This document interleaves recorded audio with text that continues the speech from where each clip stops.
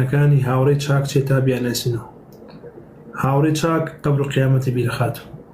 هاوڕێی چاک دایمە لەسەر عەقیدەکەت ئەدوێ. هاوڕێی چاک ئەوەی فێری ناسینی خواتەکە. هاوڕێی چاک بەرەو بەرنامەجی عیلمانی و بەرنامەجی ملحیدەکان نادبە. هاوڕێی چاک دایمە ئینزار تەکات بۆ ناسینی خوا. پێتەڵێ ئین الله کان عەلەیکم ڕەقیبا، ئاگادار بە خوا ڕەقیبە سەرتەوە. هاوڕێی چاک قەت چاڵت بۆڵ ناکەنی، کاتێککە چاڵێکش بۆڵکەن رابێت ئاگادار دەکات.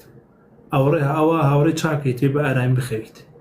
ئەوە هاوڕێی چاکە نایدێت تووشی نەخۆشی نەفسی و دەرونی و خەلقی وازواسی بێت. ئەوە هاوڕێی چاکە بەرەو کوفر و شیرک و بیدعات نادبە. ئەوە هاوڕێی چاکە ئەیتەوێ ژیانێکی پڕ خێرت پێشکەش کرد لە دنیادا بۆ ئەوەی کە خانوو و شانە و ماسوەکانت ئارام بێتەوە. هاوڕێی چاک دایمە بە دوای باشیەکانی تۆیە. هاوڕێی باش دایمە بە دوای خۆشگوزرانەکانی تۆیە. قەت ئازارە توش ناکە، تووشی وازواست ناکە، غەیبەتت ناکە، بۆتانە بۆ ناکە. هاوڕێی چاک بێئاگا نابێت و هاوڕێی چاکی فێری جۆن و سوکایەتی و ناڕەحەتی ناکە. و هاوڕێی چاک کاتێک کە بیبینیتەوە لە سیمای بینیت ئارامی پێ، کاتێکەوە دوی لەگەڵدا بەختەوەری پێ. ئەو هاوڕێی کەوا دووڕوونین ئەوە هاوڕێی چاک. ئەو هاوڕێیانەی کەوا بە خێویان ناکەی دوایی لە پشتەوە بە خەنجەر لێت بدەن، ئەوە هاوڕێی چاک. ئەو هاوڕێین کە لە دواوە برین یەکتەیە بۆت ساڕێژەکە برینەکانە بۆ چاکە هاوڕێی چاک. ئەوە هاوڕێی چاک نییە لە ئاسی تۆدا پەنجاڕووی هەیە. هاوڕێی چاک یەک ڕووە، ڕۆیکی گەشاوەیە، ڕۆیکی ڕووناکە. بەڵام بەداخەوە چەقەڵ و گورگەکانی ئەم سەردەما کە خۆشیان بە هاوڕێ بزانن زۆر جار لە برسێتی و لە داماوی خۆیان شاڵاو دوێنن. ئەوانە هاوڕێ نین. ئەوانە ئەو هاوڕیانەوان وە غەڵزوان ئەگەر نەسوستوێنن ڕەش دەکەن. ئەو هاوڕیانەی کەوا ئیمڕۆ نمونەیان زیاد نەبێ هەر کاتێک مەسلەحەت و بەرژەوەندیان لە ژیانی تۆیە بوو لەگەڵ تاکە. بەڵام کاتێ مەسلەحەت نەم وەک باڵندە وان ئەفڕن هێرانەکانیان نەگوازنەوە. ئەوە هاوڕیانە نین بەداخەوە ئەنجا ئەکاونتی فێکیاندانەوە بۆ ئەوەی ژیانی تۆ لەکەدارکەن. هاوڕێی چاک قەت خەمی پێ نییە و لەگەڵ خەمیشان نادوێ و لەگەڵ ئازاریشان نادوێ. هاوڕێی چاک لەگەڵ ئەو هەناسەتایە کەوا بڕە بەختەوەریەت بە، لەگەڵ ئەو دڵایە وایە کە 400 غەرامە ئەزانێت چۆن پەروەردە بکە. ئەوە هاوڕێی چاکە کە ڕۆژانە بەرەو کۆمەڵگایەکی ئارام تەبا بۆ ئەوەی کە ژیانی ژێر ئەو کۆمەڵگایەت بەختەوەر بێ. ئەو کۆمەڵگایە زانی کوێ؟ قەبرستانەکان. ئەو هاوڕەیە کە دایما ئاگادار دەکاتەوە ماڵەکەی تۆ لەوێ، نەکەی پاغەڵەدانی، نەکەی لەفزێک بڵێ.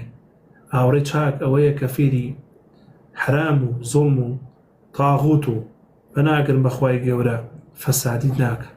هاوڕێی چاکەوەی بەرەو گازینۆکان و ناتیەکان نادبە، بەرەو فەسادی و خراپەکانی نادبە. هاوڕێی چاک ئەوەی کە هەڵەیەکەکەی دەست دەکەی، نەکەوەی چاڵت وەڵکەنی. ئەوە هاوڕێی چاک منجاران لە مناڵە سێتان بکردایە کاتێک کە ئاڕۆشتی ئەم مناڵە تازە پایەکرد یان پایەگرت ئەگەر بەهاتایە بکەوتایە خۆمانەکردە پێشی بۆی تووشی عەزاب نەبێ.